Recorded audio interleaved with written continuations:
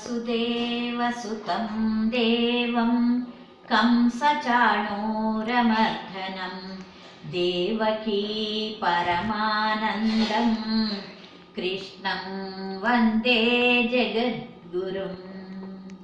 कृष्णं कमलपत्राक्षं पुण्यश्रवणकीर्तनं वासुदेवं जगद्योनिं नौमि नारायणं हरिं।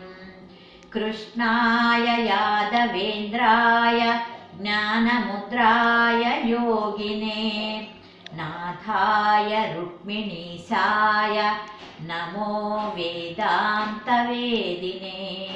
प्रपन्नपारिजाताय वेत्रतोत्रैकपाणये ज्ञानमुद्राय कृष्णाय गीतामृतदुहे नमः। सारथ्यमर्जुनस्यादौ कुर्वन् गीतामृतं ददौ लोकत्रयोनकाराय तस्मै कृष्णात्मने नमः।